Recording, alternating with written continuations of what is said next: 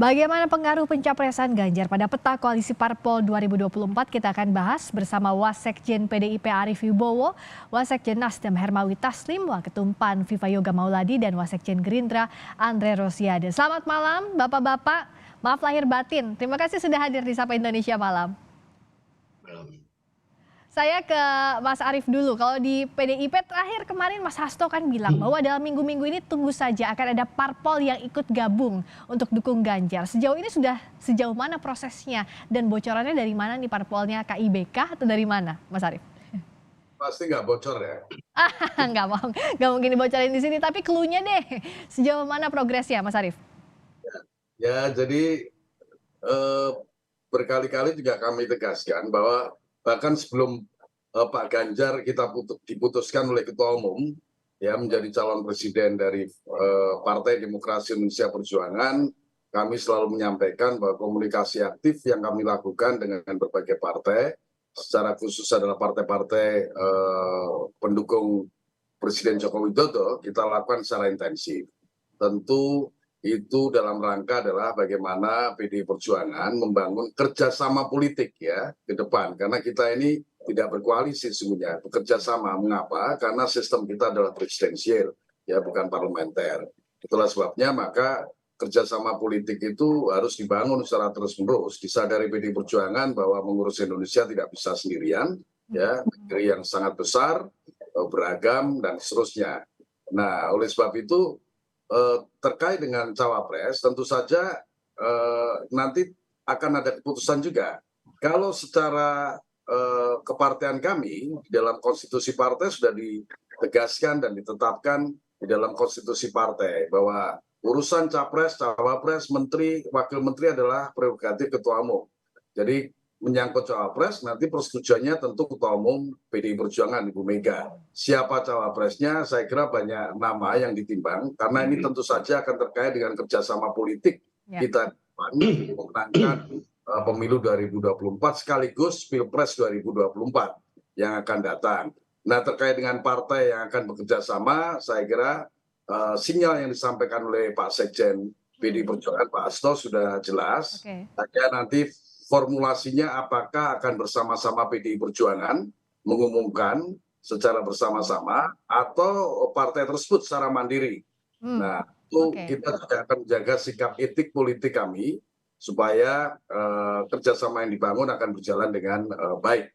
Oke, nah salah satu parpol yang berpotensi gabung PAN bukan, Bung Viva? Kalau kita ingat kan waktu Rakornas PAN di Semarang itu disebutkan ada kodenya Ganjar Erik. Waktu itu Pak Zulhas kemarin juga saat ditanya wawancara dengan Kompas TV, apakah siapa kira-kira nama cawapresnya yang bisa jadi Erick Thohir yang punya kedekatan. Plus juga dibilang bahwa ia mengapresiasi penunjukan Ganjar, Pak Ganjar sebagai bakal capres PDIP. Gimana membacanya, Bung Viva? Cara membacanya bahwa dalam Rakernas PAN ada 9 nama yang diusulkan untuk Pilpres. Kemarin beberapa bulan yang lalu di Semarang pada waktu rapor pemenangan pemilu, DPW PAN Jawa Tengah memberikan aspirasi untuk Mas Ganjar Pranowo yang akan diusung oleh DPW PAN, kami tampung, dan sekarang ini PDI Perjuangan sudah menetapkan Mas Ganjar sebagai calon presiden.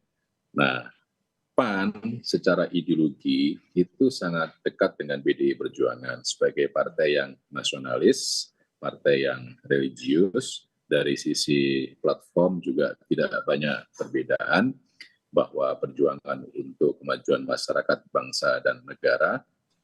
PAN dan PDI Perjuangan dalam beberapa kali pilkada setelah bekerja sama ternyata lebih banyak berhasilnya di dalam mengusung pasangan calon.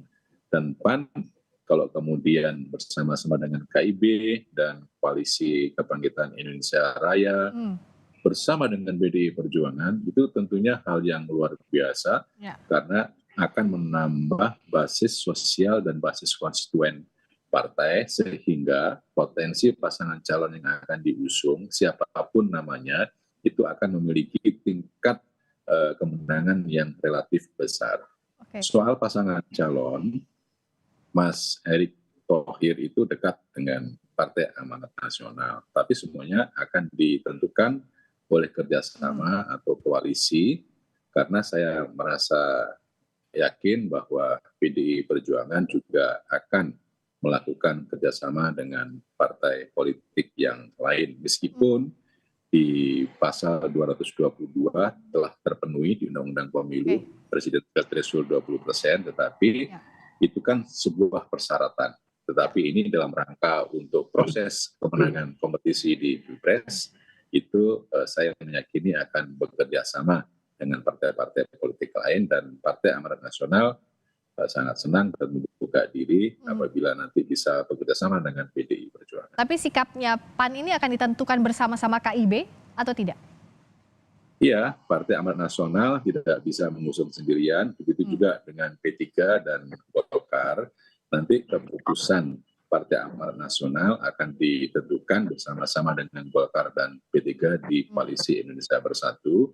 Saya rasa menjadi hal yang bagus karena saling menguatkan dan akan bisa memberikan peluang yang besar siapapun yang nanti akan dipilih. Tinggal nanti dari sisi pasangannya, cawapresnya, capresnya itu nanti tergantung kepada hasil rapat di KIB.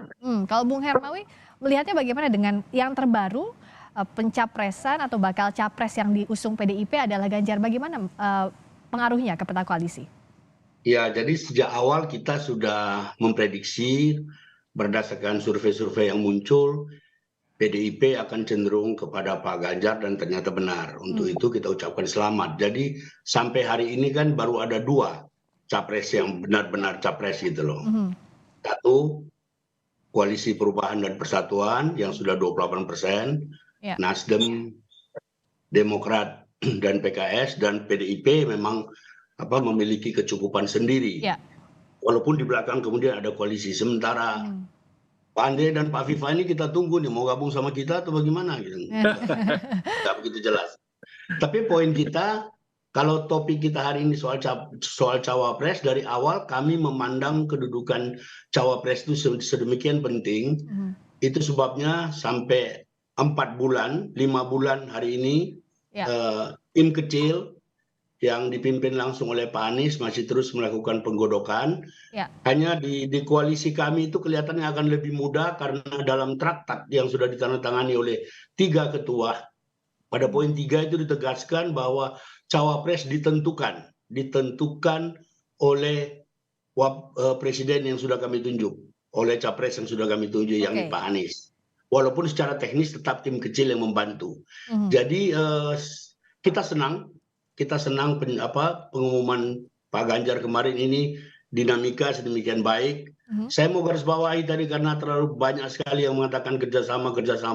Kita ini semua kerjasama, semua partai ini kerjasama. Berbeda pilihan itu tidak mengurangi kualitas kerjasama kita. Ini hanya sesaat. Nanti kita bersama lagi. Jadi kerjasama itu penting. Kerjasama dalam konteks anak bangsa itu penting. Nah, kami melihat penetapan Pak Ganjar ini momentum yang baik buat kita untuk melangkah lebih maju, mengkerucutkan supaya ada kejelasan dari rakyat. Jadi Pak Andre ini tetangga saya dari Padang sampai dari Alam Sutra, ini tetangga. Pak Viva segeralah menentukan sikap ya. Kalau kami mau gabung oke, kalau tidak gabung juga nggak apa-apa, sudah 28%. Oke, kita tanyakan ke Bung Andre langsung. Jadi kemana sikapnya Pak Prabowo, tetap jadi bakal capres Gerindra, dan bagaimana nasib koalisi kebangsaan yang sebelumnya coba dirajut untuk mendukung Pak Prabowo? Ya, jadi begini, kami itu sudah memutuskan mendukung Pak Prabowo dalam Rapimnas Partai Gerindra tanggal 12 Agustus tahun 2022. Sikap dan keputusan Rapimnas ini tidak bergeser sedikit pun, bahwa sampai hari ini, sampai detik ini Andre Rosiade bicara mewakili Partai Gerindra, Pak Prabowo akan mencalonkan diri menjadi calon presiden, bukan menjadi calon wakil presiden. Sekali lagi, kenapa? Karena memang pertama ini keputusan resmi Partai Gerindra. Yang kedua, secara rasional dan objektif juga Pak Prabowo lah yang paling tinggi surveinya di saat ini, ya, menjelang Lebaran kemarin, 3 hari menjelang Lebaran, indikator, PRC, LSI, hampir seluruh lembaga survei menyatakan Pak Prabowo adalah kandidat nomor 1. 5% di atas Mas Ganjar dan 10% di atas Mas Anies Baswedan. Bahkan partai kami pun ya sama partai Mas Arief itu hanya beda 0,5%. Seperti yang disampaikan Pak Prabowo, keluar doorstop dari rumah Pak Jokowi kemarin pas Lebaran, Ya. partai kami cukup kuat. Jadi insya Allah kami akan bertarung tanggal 14 Februari nanti 2024 ya bersama yang lain ya, apakah nanti bisa 2 pasang atau 3 pasang, 4 pasang, itu bagian dari dinamika demokrasi yang harus kita hormati. Yang jelas komunikasi akan terus dilakukan. Yang pertama ya, setelah ini kami KIR, Koalisi Kebangkitan Indonesia Raya, tentu akan berkomunikasi bersama-sama dengan teman-teman KIB ya setelah Lebaran ini. Ya nanti juga akan kita bangun komunikasi dengan PDI Perjuangan, Mas Arief. Tapi apakah berjodoh atau tidak ya nanti waktu yang menentukan, seperti itu. Yang pasti kita sambut pemilu ini secara riang dan gembira, dan rakyat harus dibikin senang dengan pilihan-pilihan yang ada, seperti itu. Nah, kalau PDIP sudah menyambutkah, sudah ada waktu yang diluangkankah untuk bertemu dengan KKIR seperti yang tadi disampaikan oleh Bung Andre? Mas Arief? Ya, kemarin Mas Sekjen Partai Gerindra, Ahmad Muzani, sudah menyampaikan tentang peluang itu. Saya kira saya juga sudah jelaskan bahwa PDI Perjuangan sejauh ini ada handicap dengan Partai Gerindra. Bahkan kalau bicara konteks pribadi antara Bu Mega dengan Pak Prabowo, itu silaturahim dan persaudaraannya saya kira cukup baik. Saya juga jelaskan berulang kali, beliau kenal berdua ini sudah kenal lama, apalagi kami pernah pada tahun 2009 berpasangan, Ibu sebagai capres, Pak Prabowo sebagai cawapres, jadi tidak ada handicap sama sekali. Itu keputusan untuk bertemu adalah keputusan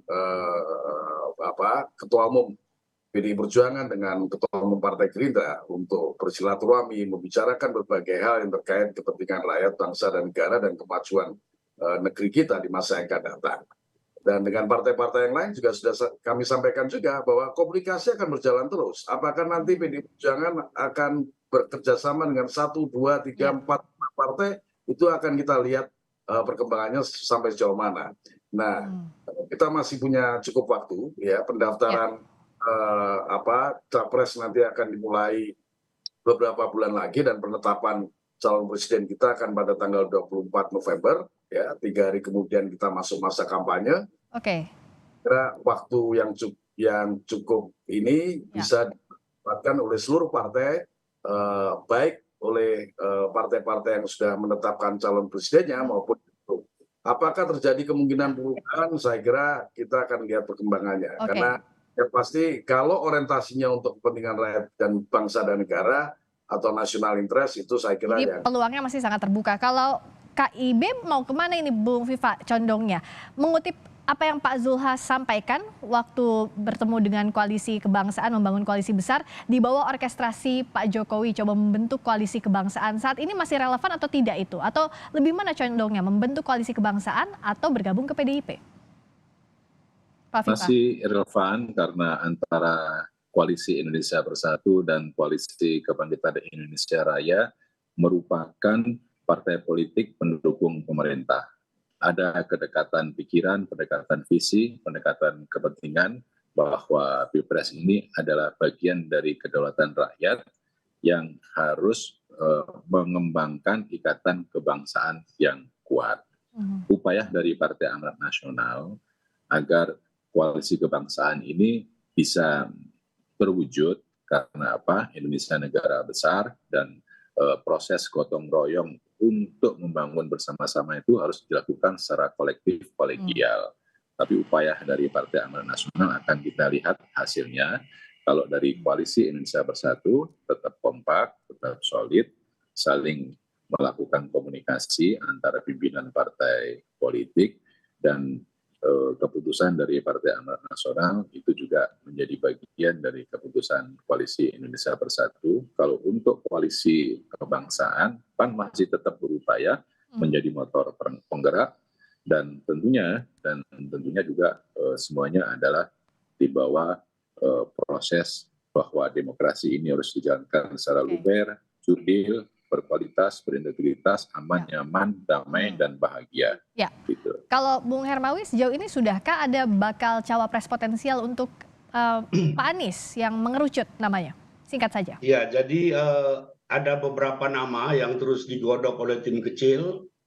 Itu ada usulan partai-partai koalisi, ada non-partai, dari gender juga bervariasi, tetapi saya mau garis bawahi tadi pernyataan Pak Viva tentang Jurdil. Saya kira penting, kita juga ingin memastikan bahwa pemilu kali ini pemilu yang bermartabat, bebas dari segala macam intimidasi, campur tangan. Pengalaman kami memperkenalkan Anies, ini penting. Pengalaman kami memperkenalkan Anies dari Aceh sampai Papua, banyak sekali gangguan-gangguan yang terus terang terstruktur, yang patut diduga dilakukan oleh kelompok tertentu yang terorganisir. Jadi kita mesti memastikan, tadi Andre bilang pemilu ini riang gembira, kita tunjukkan kepada rakyat mereka memilih dengan sepenuh hati, tapi kita juga ingin memastikan bahwa pemilu kali ini bersih.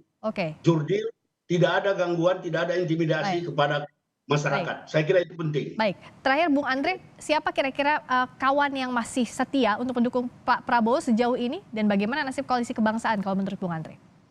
Yang sampai saat ini tentu kami berkoalisi solid dengan PKB ya. Dan insya Allah komunikasi dan juga kita sangat solid dengan PKB. Tapi harapan kita membangun koalisi yang lebih besar dengan teman-teman KIB tentu akan kita rajut, termasuk dengan PDI Perjuangan. Seperti yang disampaikan oleh Mas Arief tadi, bahwa Pak Prabowo dan Bu Mega itu punya hubungan yang sangat baik, seperti kakak adik. Bahkan juga sama bosnya Bang Taslim itu Bang Surya, juga seperti kakak adik. Pak Prabowo ini tidak punya handicap atau masalah dengan tokoh partai apapun, maupun partai maupun tokoh partai apapun, sehingga kita bisa berkoalisi dan berkomunikasi dengan partai apa saja. Karena sekali lagi Pak Prabowo ini adalah tokoh pemersatu bangsa yang dibutuhkan untuk di 2024 ini. Di tengah krisis kita butuh tokoh pemersatu bangsa untuk memimpin Indonesia. Ya ini ya Prabowo Subianto. Makanya mungkin Mas Arief mungkin bisa berpikir bagaimana Mas Ganjar jadi wakilnya Pak Prabowo. Atau ini nanti panjang kita lagi sama-sama nanti sama Bang Viva habis lebaran ini kita berkumpul lagi insya Allah. Untuk bertemu lagi, Andre. Ya, dijadwalkan untuk bertemu lagi dan hitung-hitungan bagaimana realisasi siapa kawan yang akan bersama untuk maju di 2024 nanti. Terima kasih atas waktunya, terima kasih Mas Arief Wibowo, Wasekjen PDIP, terima kasih Bung Hermawi Taslim, Wasekjen Nasdem, terima kasih Bung Viva Yoga Mauladi, Waketum PAN, terima kasih juga Bung Andre Rosiade, Wasekjen Gerindra telah bergabung di Sapa Indonesia Malam. Sehat selalu semuanya.